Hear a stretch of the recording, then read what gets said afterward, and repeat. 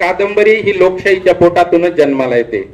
आणि एका बाजूला आपला देश आपण काल परवाच पाहिला की डेमोक्रेटिक नेशन कडून आपण धर्माधिष्ठित राष्ट्राकडे जातोय की काय अशी भीती निर्माणामध्ये इतक्या ऐतिहासिक कादंबऱ्या लिहिल्या, परंतु कोणीही असं सिद्धांतन केलं नाही की पेशव्यांची राजवट इतकी भयंकर होती.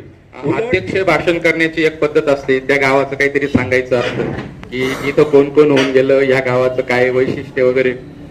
तर तसं काही मी सांगणार नाही, आपल्या सगळ्यांना माहिती. दुसरी पद्धत असते, एक आढावा घेण्याची पद्धत असते की कोणी कोणी काय काय काय काय सांगितलं, ते पण मी काही सांगणार नाही. आणखी एक गोष्ट असते, भाषा, लिपी, साहित्य, संस्कृती याच्याविषयी नव्या नव्या घोषणा करण्याची.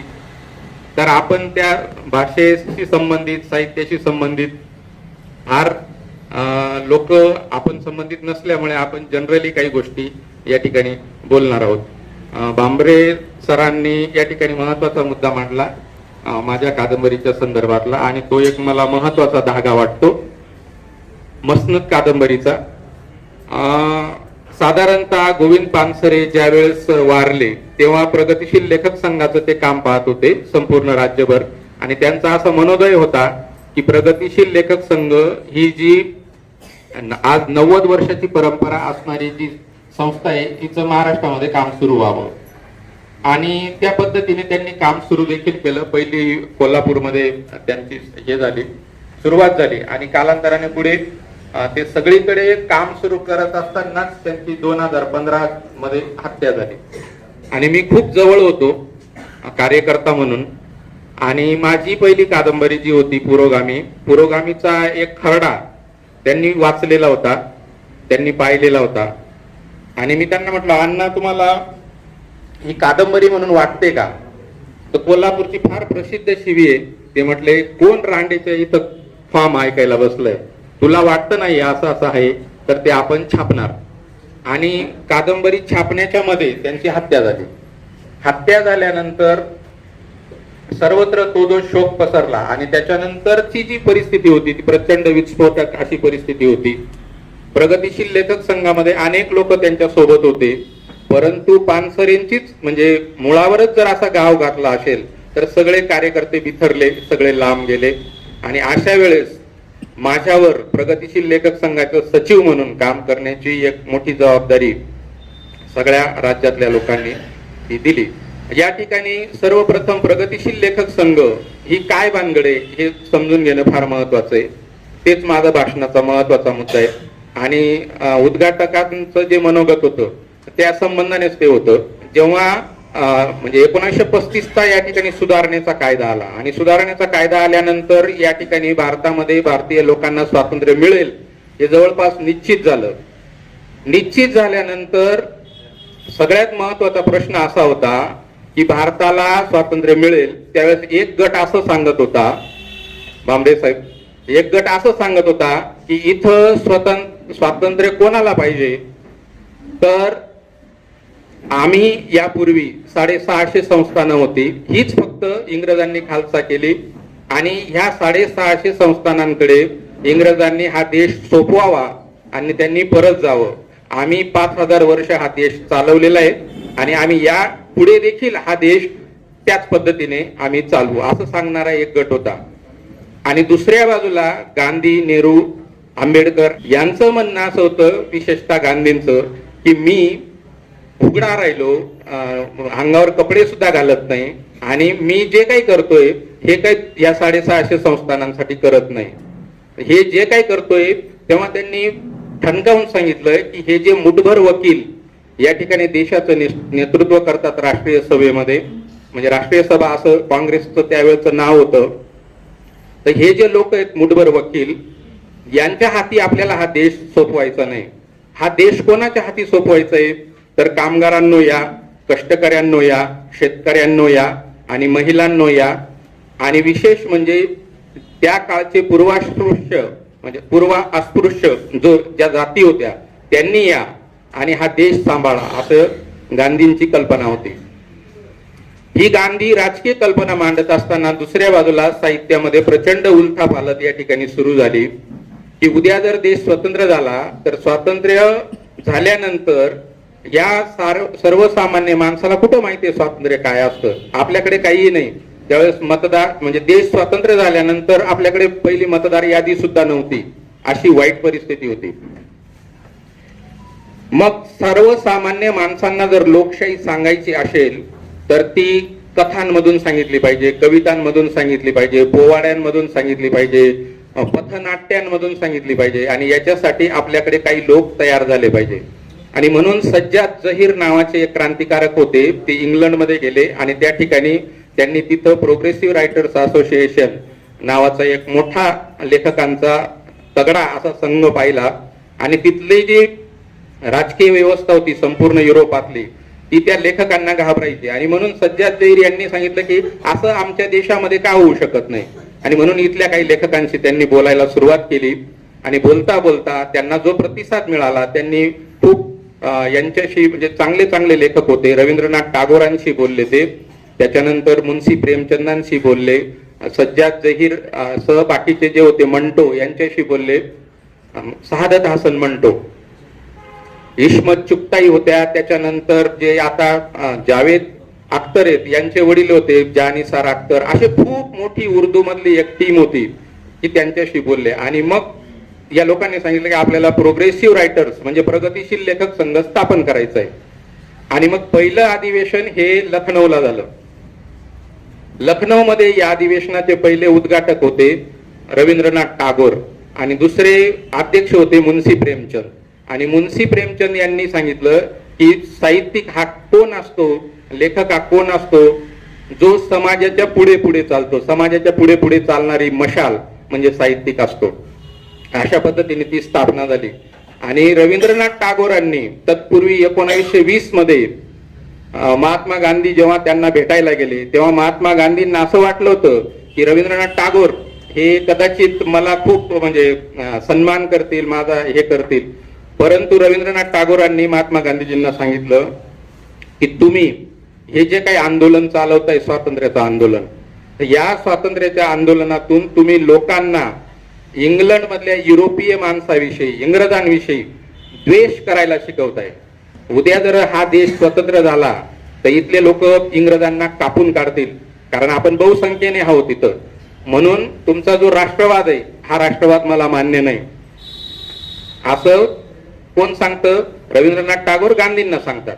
आणि गांधी म्हटले माझ्या आंदोलनातून, माझ्या चळवळीतून जर असं होणार असेल तर मला माझा पुनर्विचार केला पाहिजे, मला चिंतन केलं पाहिजे. आणि मी माझ्या माणसांना त्या संपूर्ण युरोपीय समाजाविषयी कुठल्याही प्रकारचा द्वेष पसरणार नाही, त्यांच्या मनामध्ये येणार नाही, असं काहीतरी काम केलं पाहिजे. आणि ते संपूर्णपणे बदलले. त्यांनी त्यांच्या आंदोलनाची दिशा बदलवली, त्यांनी त्यांच्या पुढील वाटचालीची संपूर्ण दिशा बदलली. आणि गांधींच्या त्या अहिंसक आंदोलनामुळे या देशाची संपूर्णपणे पायाभरणी झाली. देश संपूर्णपणे लोकशाहीसाठी पूरक असा आथरून घेण्याचं काम महात्मा गांधीजींच्या त्या आंदोलनाने केलं. डॉक्टर बाबासाहेब आंबेडकरांनी सुद्धा ज्यावेळेस या ठिकाणी सुरुवात केली तेव्हा सुद्धा त्यांना गांधींचा तो मार्ग अहिंसेचा आणि सत्याग्रहाचा महत्वाचा वाटला. हे सगळ्यात महत्वाचं बाब आहे. हे सगळं त्या बाजूला होत असताना मराठीमध्ये आपले इथले लेखक लिहित होते. आणि आपले इथले लेखक हे कोणाच्या बाजूने होते? सर्वसामान्य बाजूला होते का? सर्वसामान्य माणसांना, ज्याला नेहरू, गांधी, आंबेडकर म्हणत होते, कामगारांनो या, कष्टकऱ्यांनो या, महिलांनो या. तर इथला जो लेखक होता, प्रस्थापित लेखक, हा पूर्णपणे त्यांच्या विरोधी बाजूला होता.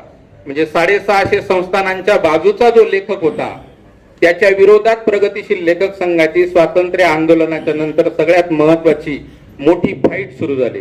भाईंनी ज्या पद्धतीने सर्वसामान्य माणसांच्या अंधश्रद्धा या ठिकाणी सांगितल्या, परंतु तुम्हाला मी सांगतो की लेखक हे सुद्धा प्रचंड अंधश्रद्धाळू असतात, खूप अंधश्रद्धाळू असतात. काही चतुर असतात आणि काही प्रचंड अंधश्रद्धाळू असतात. अंधश्रद्धाळू म्हणजे मंचावर कविता सादर करणारे जे लोक असतात, अनेक कवी हे हातामध्ये गंडे दोरे असं बांधून कविता सादर करत असतात. खरं म्हणजे साहित्य ही नवीन ज्ञानाची निर्मिती असते. स्वतःबद्दलच इतकं अज्ञान असेल तर तो नवीन साहित्याची काय निर्मिती करणार, हा सगळ्यात महत्वाचा प्रश्न आहे.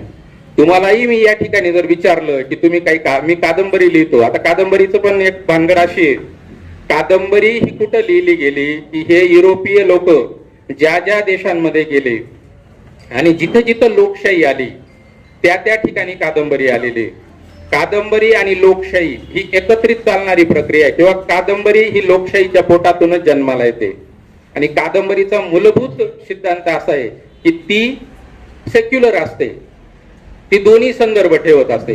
चुकीचा जरी असला आणि आपल्याला जे काही आपलं गृहीतक असतं ते जरी मांडायचं असलं तरी ते दोन्ही ठेवावे लागतात. आणि जवळपास सगळ्याच कलाकृतींचा हा एक गुण असतो की त्या सेक्युलर असतात, त्यांनी सेक्युलर असलं पाहिजे.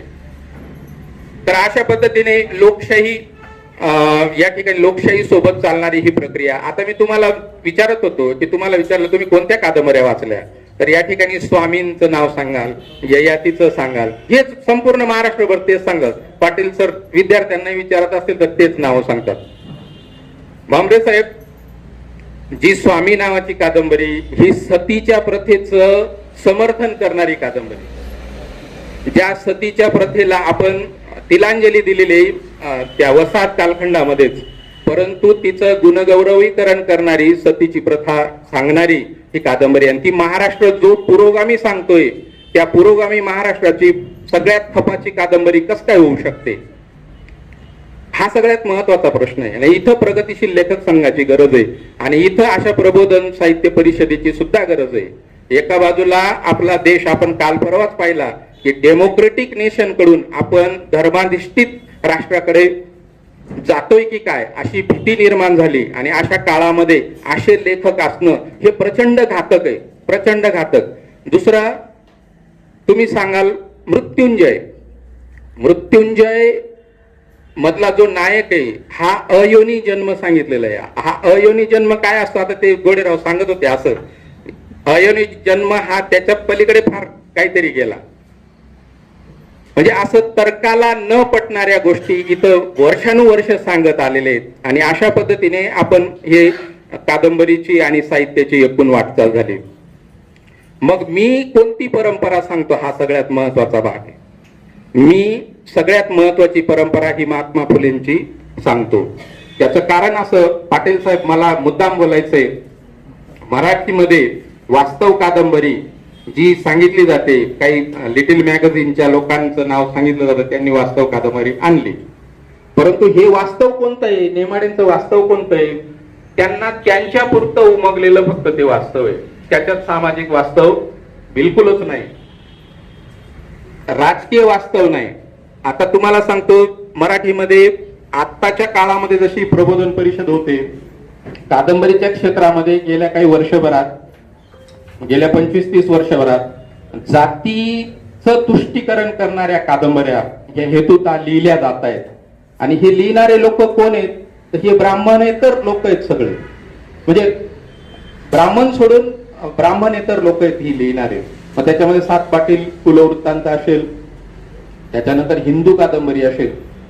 पण आपला महाराष्ट्र त्यांना जातीवादी त्या कादंबऱ्यांना ठरवत नाही. परंतु दुसऱ्या बाजूला आमच्यासारखे लोक जेव्हा महात्मा फुलेंची परंपरा सांगायला म्हणतात तेव्हा म्हणतात की बघा हा शेवटी तिकडच जाणार, यांचं पाणी शेवटी कुठं जाणार ते तिथंच जाणार.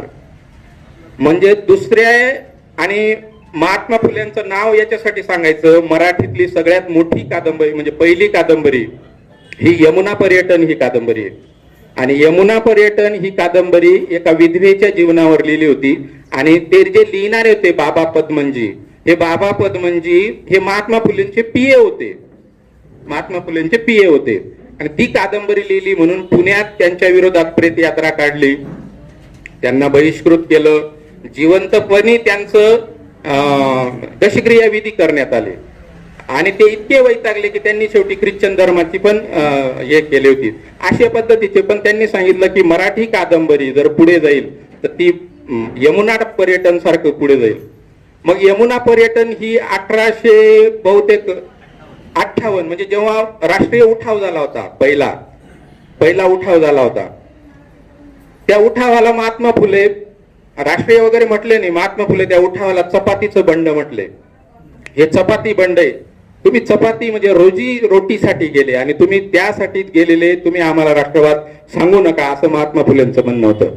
महात्मा फुलेंच्या प्रभावातून निर्माण झालेली जी पहिली कादंबरी, ती वास्तववादी कादंबरी. मग ह्या यमूचं पुढे काय झालं, यमुनेचं पुढे काय झालंय, म्हणजे जी महिला त्यांनी उभी केली विद्रोही, या यमुनेचं पुढे सतीश आळेकरांनी यमूचं रहस्य केलं. पुढे आणखी काही लोक आहेत, आता ते मकरंद साठे वगैरे आजचे लोक आहेत, त्यांनी ऑपरेशन यमू करून टाकले. आणि ही जी वास्तवाची कादंबरी होती, जी महात्मा फुलेंना अपेक्षित होती, ती मराठीमध्ये लिहिलीच गेली नाही. माझ्यावर म्हणजे ही खूप मोठी जबाबदारी आहे, मला त्या परंपरेशी जोडून घ्यायचंय. महात्मा फुलेंच्या त्या कादंबरीशी मला जोडून घ्यायचंय. आणि ती जी यमुना पर्यटनाची जी राहून गेलेली कादंबरीची दिशा आहे, विस्ताराची दिशा, ती अधिक कशी स्पष्ट करता येतील, हा सगळ्यात महत्वाचा मोठा भाग आपल्याकडे राहिलेला. मी कायम सांगतो, RSS ची स्थापना ही महाराष्ट्रातच का होते, का होते महाराष्ट्रातच RSS ची स्थापना? बघा, आपल्यापेक्षा अत्यंत कर्मठ जाती येतात तिकडं गोबरपट्ट्यामध्ये, गायपट्ट्यामध्ये, तिथं आजही ऑनर किलिंग सारखे भाग त्या ठिकाणी होतात. आणि सगळे लोक कर्मठ आहेत, इतके कर्मठ आहेत की तशी जातीयता आपल्याकडे नाही. माझ्या खेड्यात, माझ्या गावात तशी जातीयता नाही. मग तरी सुद्धा आपल्या महाराष्ट्रामध्ये दुसऱ्या बाजूला फुले, शाहू, आंबेडकर सगळे आहेत. परंतु RSS ची स्थापना इथं का होते? तर याचं कारण असं आहे, आपल्याकडे इथं पेशवाई होती. आणि पेशवाई म्हणजे संघटित एक धर्मव्यवस्था हे ध्यानात घेतलं पाहिजे. आणि संघटित जेव्हा एखादी धर्मव्यवस्था इथं येते, त्यावेळेस ती काय करते, किती हाहाकार करते, हा माझ्या येत्या कादंबरीचा विषय, मसनद या कादंबरीचा. आपण कल्पना करू शकत नाही, नुसत्या महाराष्ट्रामध्येच या पेशवाईने हाहाकार केला असं आपण समजू नये. पेशवाई इतकी महत्वाची राजवट होती त्या काळातली. आजचा जो तुम्ही भारताचा नकाशा पाहता, हा भारताचा नकाशा म्हणजे त्यावेळचे जे पेशव्यांचं जे सैन्य ज्या ज्या स्थानापर्यंत गेलं, जिथपर्यंत सैन्य गेलं, तोच भाग आज भारताचा नकाशा म्हणून उरलेला आहे. आणि असं म्हणतात, सम्राट अशोकानंतर किंबहुना सम्राट अशोकापेक्षा देखील मोठी बलाढ्य संस्था किंवा राजवट ही पेशव्यांची होती. शिवाजी महाराजांचं तर फार छोटं राज्य होतं, म्हणजे आजचे तुम्ही 1.5 जिल्हे धराल एवढं छोटस राज्य होतं. त्या तुलनेत ही पेशवाई इतकी बलाढ्य होती. या पेशवाईने हे इथून फक्त काय करायचे, दसरा झाला की दसरा झाल्यानंतर त्याला ते सीमोल्लंघन म्हणायचे. आणि अशी काही व्यवस्था नव्हती की चला हा याचं सैन्य ते त्याचं सैन्य. शेती करायची दसऱ्यापर्यंत आणि सगळ्यांनी निघायचं. आणि सगळ्यांनी कशासाठी निघायचं, देश आपला काहीतरी राज्य आहे, राज्याच्या तिजोरीत भर टाकायची आहे, आपल्याला काहीतरी योगदान द्यायचंय, असं अजिबात नव्हतं. प्रत्येकाचा अजेंडा होता उत्तरेत जायचं आणि उत्तरेत जाऊन तिथं फक्त लुटायचं, सगळी लूट करायची. आणि तुम्ही तिकडच्या लोकांनी लिहून ठेवलेलं आहे अगदी ओरिसापर्यंत की मराठे दरवर्षी दसऱ्यानंतर येतात आणि आमचं सगळं काही लुटून नेतात. आणि लुटल्यानंतर ते कुठेही भरणा करायचं नाही, ते आपल्यासाठी ठेवून घ्यायचं, आपल्या खिशात घ्यायचंय आणि घरी यायचंय, आपली शेती करायची, पुन्हा दुसऱ्या वर्षी जायचं. हे पेशवाईतल्या याचं सैन्य व्यवस्थेचं स्वरूप होतं. असं शिवाजी महाराजांच्या काळात नव्हतं. याचा परिणाम असा झाला की ते जे लोक उत्तरेत जात होते, उत्तरेत त्या लोकांनी असं ठरवलं, हे जर येऊन आमचं लुटून जाणार असतील तर आम्ही इथं पिकवणारच नाही, आम्ही शेतीच करणार नाही. कारण शेती करून काय उपयोग आहे, मग करणार काय? तर त्यांनी सांगितलं की संन्यास घ्यायचा आणि फिरायचं, हिमालयात जायचं. तर गावाच्या गावं उठायची आणि सगळे संन्यास घेतले, कुठं कुठं तिकडं जायला लागले.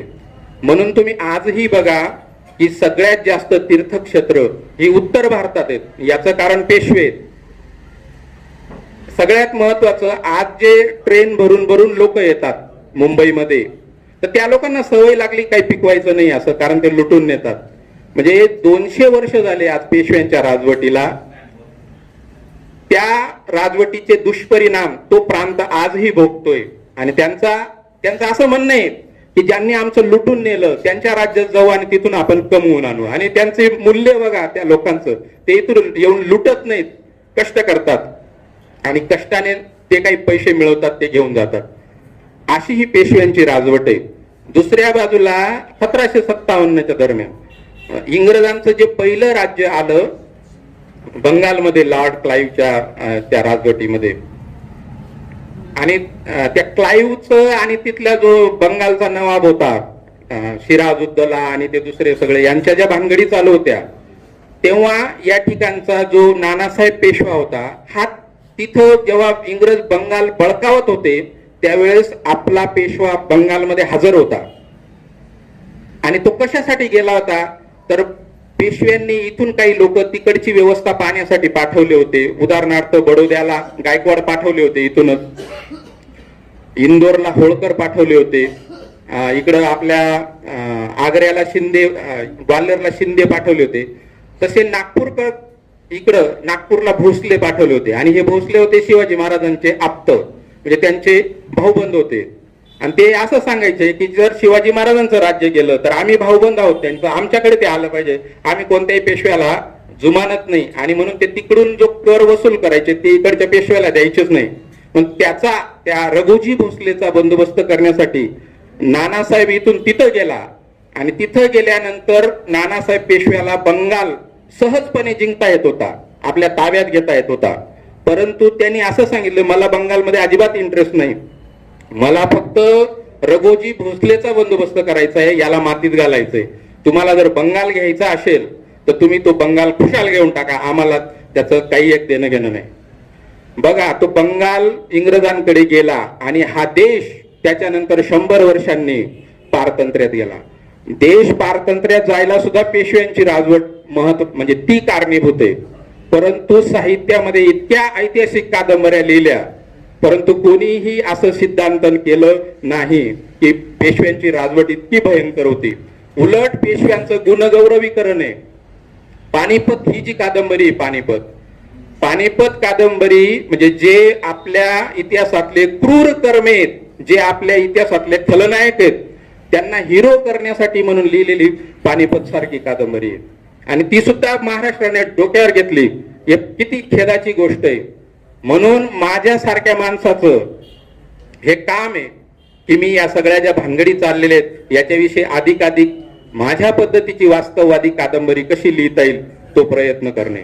महात्मा फुलेंनी एके ठिकाणी लिहून ठेवलंय की हा देश, या देशामध्ये जर स्त्रिया आणि शूद्रांच्या हाती जर शस्त्र दिले असते तर कदाचित हा देश गुलाम पण झाला नसता आणि या देशाचा इतिहास वेगळा दिसला असता. म्हणून स्त्रियांच्या आणि शूद्रांच्या हाती शस्त्र न देण्यामुळे आपण जी चूक केली ती आपण इथलं स्वातंत्र्य गमावलं. आणि आज म्हणून आपली इतक्या वर्षानंतरची जी मानसिकता आहे ती प्रचंड वसाहत कालखंडातली मानसिकता आहे. या सगळ्याला स्पर्श करणारी अशी ती यांची माझी जी मसनद नावाची कादंबरी आहे त्याच्यातला हा सगळा भाग मी आपल्याला या ठिकाणी सांगतोय आणि त्याच्या मागची भूमिका देखील सांगतोय. दुसऱ्या बाजूला आता मी तुम्हाला 124 साहेब बसले तिथं, ही कादंबरी खरं म्हणजे साहेबांना समजू नये की मी 124 म्हणतोय म्हणून तिचं नाव मी ठेवलं 1 2 4 कोणाला तरी वाटतं काहीतरी तेजाब सिनेमातलं गाणं वगैरे चालू असेल असं. तर ती राजद्रोहावरची कादंबरी आहे. राजद्रोहावरचे एक कलम आहेत 124 आणि 124 असे 2 कलम आहेत. गेल्या अनेक वर्षामध्ये, गेल्या 9-10 वर्षामध्ये सातत्याने आपल्या पुढे राजद्रोह हे कलम सारखे पुढे येतात. मग प्रश्न असा पडतो की आपण भारत हा देश आहे की भारत हे राष्ट्र आहे, असा मूलभूत प्रश्न आहे. आपण कुठं राहतो? भारत या राष्ट्रात राहतो की भारत या देशात राहतो? याचं उत्तर कोणीही सांगेल, सर्वसामान्य माणूस.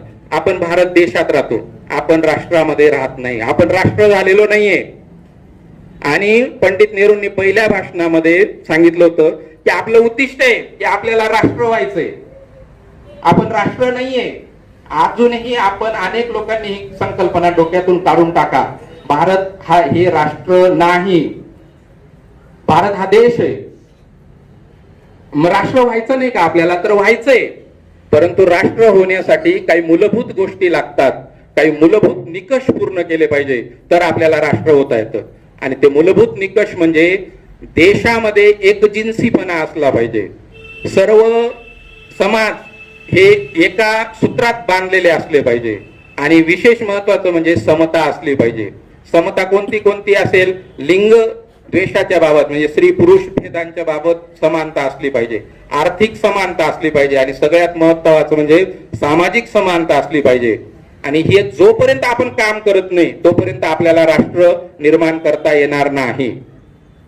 परंतु जे काही लोक होते आणि ते सांगतायत की आम्हाला राष्ट्रभिष्ट काही करायचं नाही, आम्ही अनादी काळापासून 5000 वर्षापूर्वीपासून आम्ही राष्ट्रच आहोत, आमचा धर्म म्हणजेच राष्ट्र आहे आणि आमच्या धर्मामध्ये राष्ट्राची कल्पना सांगितलेली. म्हणजेच त्याचा अर्थ ते तुमचं जे समतेचं तत्व आहे, तुमची जी समतेची मागणी आहे तिला सिस्टमॅटिकली बाजूला करत असतात. आणि म्हणून हा जो राष्ट्रवाद आज उभा राहिलेला आहे आपल्या समोर, हा राष्ट्रवाद हा पूर्णपणे जो वसाहत कालखंडामध्ये, मी परत सांगतो बघा, हा जो राष्ट्रवाद होता वसाहत कालखंडामध्ये तो वसाहतवादी मानसिकतेशी झुंजणारा राष्ट्रवाद होता. परंतु हा वसाहतवादी व्यवस्थेशी झुंजणारा राष्ट्रवाद हा सिस्टमॅटिकली डायव्हर्ट करण्यात आला आणि तो धर्माकडे नेण्यात आला.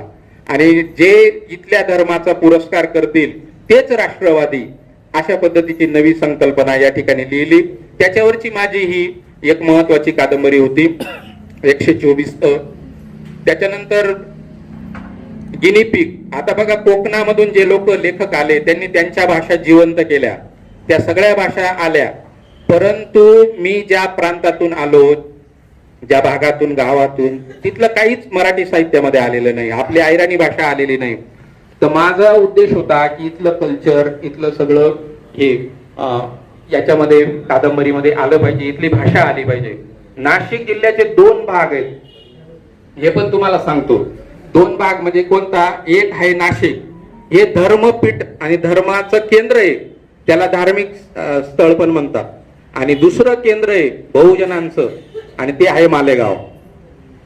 आपली सगळी जी व्यापाराची आणि सगळ्या याची विनिमयाची जी क्षेत्र आहेत ती मालेगावशी संबंधित आहेत. तुम्ही मालेगावचं कल्चर बघा, नाशिकचं कल्चर बघा. नाशिक मालेगावच्या कल्चरमध्ये ते मोनो कल्चर आहे, सगळ्या प्रकारचे लोक तिथं एकवटलेले आहेत. अरबी, फारसी, उर्दू, आयराणी, हिंदी, आपली खानदेशी, अशा सगळ्या प्रकारचे. आणि तिथलं वातावरण, या परिसराचं वातावरण हे म्हणजेच आपली ओळख. इथली पोशाख संस्कृती वेगळी, आपली आहार संस्कृती वेगळी. आपले जे मांडे असतात पुरणपोळ्या खापरावर ठेवून, या महाराष्ट्रावर कुठंच केल्या जात नाहीत. जळगावकडे काही भागांमध्ये करतात परंतु त्याच्यात पुरण भरत नाही, ते फक्तच असे, त्याला उत्तर प्रदेशाकडे तिकडे रुमाली रोटी म्हणतात, ती काही पुरणपोळी नाही.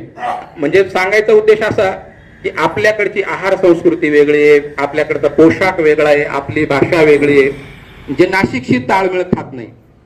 नाशिक हे पूर्णपणे धर्म, कारण इथं राघोबा दादा जेव्हा त्यांनी खून केला तिथं यांचा, नारायण पेशव्यांचा, तेव्हा पुण्यातून त्यांना काढून देण्यात आलं होतं. आणि तुम्ही पुण्यात फार लुडबुड करता म्हणून एक ठिकाणी पाठवलं आणि तेव्हा त्यांना सांगितलं कुठेही तुम्ही तुमचं क्षेत्र निवडा. तेव्हा त्यांनी जे क्षेत्र निवडलं ते म्हटलं की मला गोदावरी, तिकडे जर काशी असेल तर आपली दक्षिण काशी आहे गोदावरी, मी गोदावरीच्या काठावर जातो. मग म्हणून काही दिवस ते कोपरगावला राहिले. परंतु कोपरगावला कोणताही विधी करायचा असेल तर तो ब्राह्मण एक तर तुम्हाला नाशिकहून आणावा लागायचा किंवा त्र्यंबकेश्वरहून आणावा लागायचा. आणि त्यांची जी भाऊजाई होती दुसरी, म्हणजे नानासाहेब पेशव्याची बायको गोपिकाबाई, तिचं माहेर नाशिकच्या जवळचं जे जलालपूर होतं ते होतं. आणि म्हणून त्यांनी ते ठिकाण निवडलं, आनंदवली, म्हणजे चावंडस नावाचं गाव होतं. त्या चावंडस नावाच्या गावामध्ये त्यांनी त्यांची राहण्याचं ठिकाण निवडलं आणि त्या आनंदीबाईच्या नावावरून पुढे ते आनंदवली असं त्या गावाचं नामकरण झालं. अशी ही आनंदी बाईची ती गडी आज पण तिथं पडलेले अवशेष शिल्लक आहेत. या पेशव्यांच्या राजवटीचा नाशिकवर फार प्रभाव आहे, तो मालेगाववर नाही. म्हणून जातीयता ही त्या भागात जेवढी आहे पश्चिम महाराष्ट्रामध्ये, तेवढी उत्तर महाराष्ट्रामध्ये जातीयता त्या पद्धतीची नाही. मला काही लोक असं सांगतात की अस्पृश्य म्हणजे दलितांच्या जातीमधला किंवा आदिवासींच्या जातीमधला जर पश्चिम महाराष्ट्रातून एखादा माणूस मोठा झाला तर त्या मोठ्या होण्यामागे त्याच्या मागे निश्चित एखादा तिकडचा पाटील असतो असं लोक म्हणतात. राजकारणाचं पण हे चित्र आहे. परंतु असं काही वैशिष्ट्य आपल्याला ह्या भागाचं सांगता येत नाही. इकडच्या आदिवासींकडे, इकडच्या पूर्वाश्रमाच्या अस्पृश्यांकडे जमिनी आहेत आणि त्या जमिनी चांगल्या बळकट जमिनी त्यांना आहेत, म्हणजे उदरनिर्वाहाचं साधन त्यांच्याकडे. या सगळ्या गोष्टींमुळे इकडची जातीयता त्या पद्धतीची नाही. परंतु मला जेव्हा माझं पहिलं पुस्तक प्रकाशित झालं आणि पहिलं पुस्तक प्रकाशित झाल्यानंतर मला जी जातीयता दिसली साहित्याच्या याच्यात आल्यानंतर, तशी जातीयता मी तुम्हाला सांगतो गावगाड्यात तर नाहीच नाही, समाजातही नाही, प्राध्यापकांमध्येही नाही आणि राजकारणामध्ये सुद्धा नाही. इतकी जातीयता साहित्यिकांमध्ये असतं आणि सगळे साहित्यिक त्यांना त्यांच्या त्यांच्याच जातीचं लिहायचंय, त्यांच्या त्यांच्याच जातीविषयी सांगायचंय.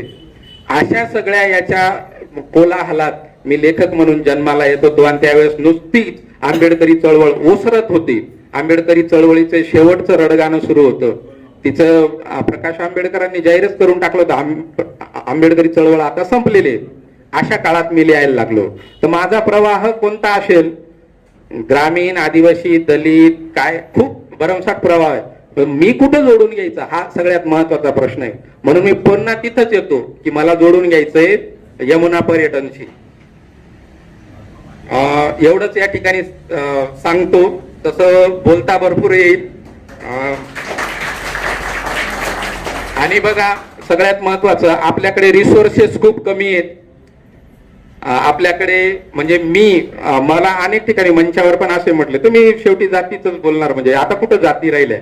मी तुम्हाला एक सांगतो, बघा जाती कुठं राहिल्या असं जे म्हणणारे लोक आहेत, तुम्ही गेल्या वर्षभराचं किंवा 4 वर्षाचं बघा, इतका धुमसता प्रश्न आहे जातीचा आणि जातीचे प्रश्न इतके बिकट भयानक झालेले आहेत की तुम्हाला वारंवार इथून पुढे सुद्धा पावली प्रत्यय येईल की जातीयता कशा पद्धतीने काम करते. आणि तरी सुद्धा लोक सांगतात की आता काही जातीयता राहिली नाही. जातीयतेने फक्त स्वरूप बदललेलं आहे. म्हणून माझ्यासारखा माणूस जर म्हणत असेल की माझ्या लेखनाचा अजेंडा काय, जातीयांत, हाच माझ्या लिखाणाचा अजेंडा आहे, तर ते लोक म्हणतात कुठं जाती राहिल्याच नाही, तुमचा अजेंडा काय कामाचा आहे. हे असे लोक जे सांगणारे असतात तर त्यांना म्हणजे ही गोष्ट आपण विचारली पाहिजे की आजचं जे राजकारण आहे त्यातले तिकीट वाटपापासून तर मोर्चांपासून तर आरक्षण मागण्यापासून सगळ्या गोष्टी यांच्या मूळ याच्यामध्ये जातीच आपल्याला कारणीभूत दिसतात. आणि जातीचं सगळ्यात महत्वाचं, जाती अंताचा सगळ्यात महत्वाचा जो हे त्यातल्या म्हणजे आपल्याला काय म्हणतात, ॲनिलेशन ऑफ कास्ट मध्ये सांगितलेलं की या जातींपासून तुम्हाला उतारा कसा मिळेल, तर तुम्हाला फक्त आणि फक्त आंतरजातीय विवाहांमधूनच जातीचा अंत होऊ शकतो. आणि आंबेडकर पुढे असं म्हटले की आंतरजातीय विवाहांशिवाय जाती अंत होणार नाही आणि जाती अंत झाल्याशिवाय हे राष्ट्र सुद्धा बळकट होणार नाही किंवा ते राष्ट्र म्हणून निर्माण सुद्धा होणार नाही. म्हणून मला माहिती आहे आंतरजातीय विवाहांमध्ये अनेक अडचणी आहेत, परंतु लोकांनी ते प्रात्यक्षिक करून पण पाहिलेले की त्या अडचणी दूर पण होऊ शकतात.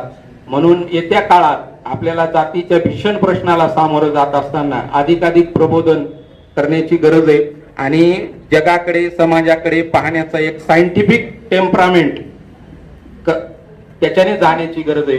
हे सायंटिफिक टेम्परामेंट नेहरूंकडे होतं, हे सायंटिफिक टेम्परामेंट आंबेडकरांकडे होतं. म्हणून त्यांनी गांधीजींच्या हत्येनंतर या देशाची पायाभरणी त्या पद्धतीने केली. परंतु हे सायंटिफिक टेम्परामेंट आज लोकांनी बाजूला ठेवलं आणि जे गोबरपट्ट्यात चालत होती, गोबराची आंघोळ, गायीच्या मूत्रप्राशन, ते गोबरपट्ट्यात चालत होतं, ते तुमच्या शहरात सुद्धा चालू शकतं, होऊ शकतं, होत असेल. अशा कालावधीमध्ये पुन्हा प्रबोधनाची गरज आहे. एवढंच या ठिकाणी सांगतो आणि थांबतो.